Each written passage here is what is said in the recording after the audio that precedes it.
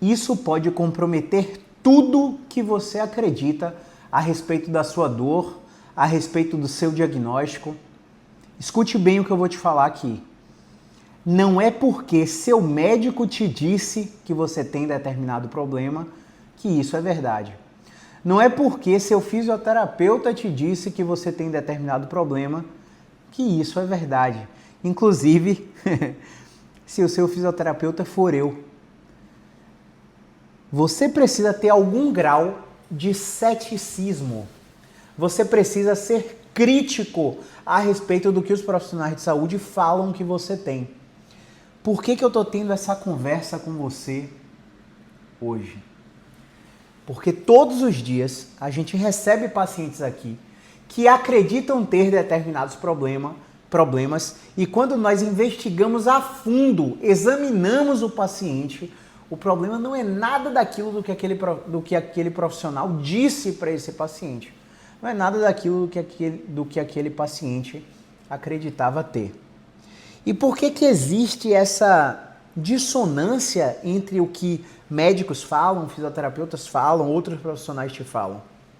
Porque, infelizmente, a gente precisa nortear, porque felizmente a gente precisa nortear a nossa prática clínica baseado nas pesquisas científicas recentes. E a maioria das pesquisas recentes são em inglês. E 95% do Brasil não fala inglês. 5% da população tem fluência em inglês. Um pouco mais, cerca de 10 a 15%, sabem ler inglês, mas não sabem falar. Gente, e não basta saber inglês, saber traduzir um artigo, uma pesquisa. Você precisa ter algum grau de letramento científico para distinguir o que é uma pesquisa boa de uma pesquisa ruim, para quando você for falar com o paciente. Para quando você, que é paciente, for receber a informação. Porque de 100% das pesquisas, 80 a 85 são spin. Caio, o que é spin? É aquela pesquisa que o resumo é bom, aí o profissional preguiçoso vai lá e só lê o resumo. Quando o profissional só lê o resumo, o que é que acontece? Ele assume que aquilo que o autor está falando é verdade e acaba propagando aquilo. Só que quando o profissional faz o LPPI, lê o paper inteiro, ele vê que não é nada daquilo que estava no resumo. Então a gente tem que ter algum letramento científico para entender que aquela pesquisa não foi desenhada para determinado fim. Por exemplo, existe um mito gigantesco na minha área, onde diversos profissionais falam assim: tantos por cento das dores no joelho vêm da coluna, tantos por cento das dores no ombro vêm do pescoço, tantos por cento das dores de cabeça vêm do pescoço, dor no pé X% vem da coluna lombar, e por aí vai.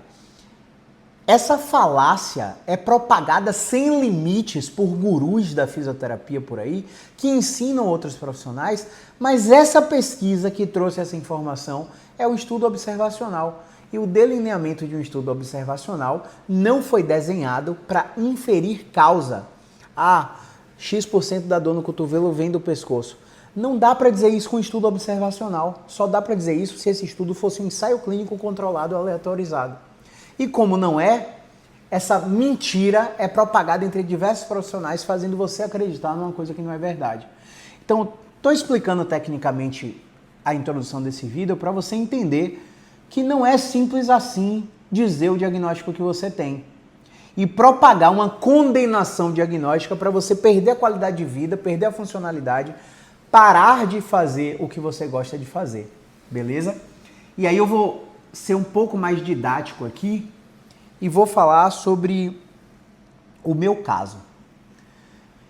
Eu, durante muitos anos, não conseguia dormir direito porque eu tinha uma obstrução nasal. E eu usava o meu plano de saúde para ir a otorrinolaringologistas e senti na pele que a maioria dos otorrinos não tem um preparo para lidar com determinado problema. Quando eu paguei, e fui em dentistas também, né? Porque tinha uma relação com a articulação da boca. E os dentistas a mesma coisa. A maioria não tinha a didática para me fazer entender o problema que eu tinha. Me fizeram um aparelho, me fizeram várias coisas e não resolviam o problema. Pois bem, parei de usar meu plano de saúde e fui procurar um profissional na modalidade particular. 2 profissionais, na verdade. Fui em 2 otorrinos e fui em 2 dentistas. Nos 2 dentistas eu descobri que eu não precisava de nenhuma cirurgia ortognática para minha mordida, que tinha um perfil atrésico.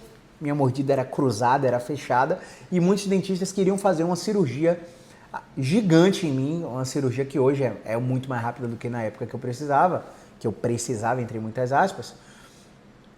Muitos dentistas queriam fazer essa cirurgia em mim. Pronto, quando eu comecei a pagar os profissionais particulares, eu bom, você pode fazer aqui um tratamento super revolucionário, que é o Invisalign, e você vai melhorar a sua mordida, você vai usar o aparelho metálico, depois vai usar o aparelho transparente. Hoje eu uso o aparelho transparente. Eu sei que você não está percebendo, mas eu estou de aparelho. E e resolveu o meu problema. Em relação aos otorrinos, todos os otorrinos que eu fui pelo plano, você tem que fazer cirurgia do septo nasal, porque o seu septo é desviado e você não respira de noite por causa disso, e aí você entra em apneia, e aí você não dorme direito, e isso perde a qualidade, você acaba colaborando com sua obesidade, tem que fazer cirurgia. Acho que eu fui uns 5 ou mais. Bom, quando eu paguei os otorrinolaringologistas particulares, eu paguei 2, na verdade, e um deles me falou, rapaz, isso aí pode ser alimentar, vá no nutricionista. Você acha que eu ia cometer o mesmo erro de ir nutricionista de plano? Claro que não. Fui no nutricionista, aqui em Salvador, particular, e o nutricionista simplesmente tirou leite e derivados da minha dieta. Não quer dizer que você tem que tirar leite nem que leite é condenado, pelo amor de Deus. Para o meu caso, segundo ele, o leite poderia interferir na mucosa, no muco produzido pelo meu nariz, pelo meu sistema, enfim, que ele falou lá, que eu não entendo agora. E esse muco poderia gerar impregnação aqui e gerar sinusite, que eu tinha muito. E essa obstrução ser só por excesso de muco, excesso de secreção. Que tinha um gotejamento, que o otorrino falava lá, e estava tudo interconectado. Eu ficava fungando e não dormia. Resumo. Eu acho que com 13 dias, né, 13 ou menos de 15 dias, que eu tirei o leite da minha dieta, eu comecei, a respirar maravilhosamente bem. E eu não fiz cirurgia. Então o resumo desse vídeo é: conteste o seu diagnóstico, porque assim como aconteceu comigo num caso de indicação de cirurgia de septo, indicação de cirurgia da TM, eu não precisei, o tratamento conservador foi tão efetivo quanto a cirurgia. Nos casos de dor crônica, nos casos de hérnia de disco, existe a grande probabilidade de você não precisar da cirurgia. Só que tratamento conservador para a dor crônica não é ficar fazendo acupuntura, não é ficar fazendo osteopatia, não é ficar fazendo quiropraxia. Alguns raros casos até precisam dessas técnicas no momento inicial. E quando eu falo inicial, cara, são assim 3 a 6 semanas no início do tratamento, mas muito no início. A gente vê quiropraxia fazendo 10, 20, 30 sessões, osteopatia fazendo 10 sessões, acupuntura fazendo 3, 6 meses de acupuntura, 3 vezes por semana, baixando para 2 vezes, baixando para 1 vez na semana. E o paciente melhora enquanto faz o tratamento, quando para o tratamento o problema volta. Tratamento conservador não é ficar tomando analgésico, ficar tomando anti-inflamatório, ficar fazendo injeção de corticoide, infiltração, ácido hialurônico, plasma rico em plaquetas. Tratamento conservador não é ficar fazendo injetável. Tratamento conservador, pessoal, não é ir para uma clínica e fazer 10 sessões de bloqueio. Tratamento conservador baseado em pesquisa científica é educação com base em ciência da dor, isto é, uma conversa para você entender o que você tem, por que você tem, o que fazer para melhorar e como fazer para não ter a recorrência do problema. E entender o seu problema. E entender o seu problema não é conversar numa mesa de bar com um amigo. É buscar um profissional especializado na condição de dor crônica para você entender quais são as diversas influências que o seu problema tem, para você começar a lidar melhor com essas influências ou se afastar de algumas dessas influências. Ou até enfrentar, para não entrar num fenômeno psicológico que a gente chama de esquiva experiencial. Se aquilo me gera ansiedade, me gera dor, eu não vou enfrentar aquilo e vou me afastar daquilo. O que é que isso alimenta no seu cérebro? A situação de que aquilo é perigoso. E aí toda vez que a vida te colocar diante daquilo, você vai ter ansiedade, você vai ter dor, você vai ter humor deprimido e por aí vai. Então também não é simplesmente assim, me faz mal, evite. Não é assim que funciona o processo. A gente precisa escalar, a gente chama de SUD, né? Um nível de 1 a 10 de experiências aversivas do que você tem medo, do que te gera dor. Para ir te expondo gradativamente ao nível 1. Exemplo de medo de barata. Qual a situação nível 1 que geraria medo de barata, fobia, com muita ansiedade e até síndrome do pânico? Caio, entrou uma barata voadora aqui no consultório. Pronto, essa é a situação número 10, né? Nível 10 de nojo, de medo, de ansiedade, de dor. Mas qual seria a situação nível 1? Eu tô vendo uma barata ali na janela, mas ela é de plástico, é brincadeira de Halloween. Pronto, a situação nível 1 é que você vai ser exposto, porque, gente, se eu tô ansioso aqui, a ansiedade vai de 0 a 10. Ela não ultrapassa 10. E se o que está me gerando ansiedade está aqui na minha frente, uma hora eu vou sair do estado de choque e a ansiedade vai entrar em habituação. A gente só pode fazer isso, do ponto de vista de ansiedade, terapeuticamente falando, se você tiver com um terapeuta, com um psicólogo. Mas eu estou fazendo essa analogia com ansiedade para você entender que com dor é a mesma coisa. Tratamento conservador é exposição gradual depois da educação em dor. Ou seja, nós como fisioterapeutas, nós como profissionais de saúde, nós não precisamos tocar em você para fazer você melhorar da dor crônica. E o tratamento não é, fiz uma consulta, sofri uma manipulação, fiz aquele estalo gostoso, fiz aquela acupuntura, estou super melhor. 3, 7 dias depois sua dor está lá de novo. Então, não é assim, o tratamento varia muito. Tem tratamento que só dura 3 meses, é super rápido. Tem tratamento que dura 24 meses.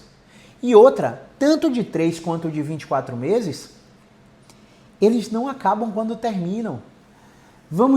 Gente, dor crônica já é reconhecido como uma doença. Dor crônica é uma doença. Por que eu estou te falando isso e estou dando tanta ênfase nisso? Porque se você é hipertenso, já ouviu falar de pressão alta? Pronto. Você é hipertenso, tem picos de pressão aí de 20 por 13, 200 por 130, enfim. Você entende que isso é uma pressão alta e você usa 3 remédios para poder controlar a sua pressão e ficar com a pressão 12 por 8. Tá claro aí? Ótimo. Você ficou 3 anos com a pressão controlada, 3 anos indo anualmente no seu cardiologista, substituindo determinada medicação que perdeu efeito, trocando dose de medicação, usando uma medicação diferente que ele passava. Você fez as manutenções como deveria e você está com a pressão controlada. Para de tomar o remédio para ver o que acontece se sua pressão não descompensa. Então o que é que a gente tem que fazer? A gente tem que aproveitar o boom da pressão alta para treinar, fazer o exercício aeróbico, fazer a mudança de estilo de vida no comportamento alimentar, no comportamento de higiene do sono, no comportamento de hidratação. Meu esquadrão tá na Libertadores, viu? Bata palmas para meu esquadrão, 35 anos depois. Estamos na Libertadores. Voltando ao ponto. Para de tomar o remédio para ver o que acontece. Se a pressão não descompensa de novo, você tem risco de ter um AVC, um infarto. Gente, com dor é a mesma coisa. A gente tem que aproveitar o boom dessas medicações que vocês estão usando paliativamente, porque foi na emergência, porque foi no anestesiologista, no ortopedista, tomando analgésico, anti-inflamatório, antidepressivo, opioide. Tem que aproveitar que o remédio está entrando no seu organismo antes que ele fique refratário, porque sim, o remédio vai parar de fazer efeito, vai diminuir cada vez mais com o passar do tempo. E enquanto diminui, você está trocando para manter o mesmo efeito, está aumentando dose para manter o mesmo efeito e o seu sistema gastrointestinal está sofrendo. Do nada você descobre um sangramento gastrointestinal, você tem diverticulite, você tem retocolite ulcerativa, vários problemas que podem ou não estar associados com o uso crônico de medicação sobrecarregando o sistema hepático e o sistema gastrointestinal. É isso que você quer para a sua vida? Então aproveite o boom da medicação para fazer o que tem que ser feito. Assim como o hipertenso, enquanto usa a medicação, tem que mudar comportamento de sono, comportamento alimentar, comportamento de exercício e atividade física, porque sim, são coisas diferentes. Tem que mudar também controle de estresse através de saúde mental. O cara que tem dor crônica tem que aproveitar que está usando medicação para fazer a fisioterapia que tem que ser feita. Não é fisioterapia de choquinho, calorzinho e alongamento. Então não é porque o médico te disse que você tem o que você tem que é verdade, conteste seu diagnóstico.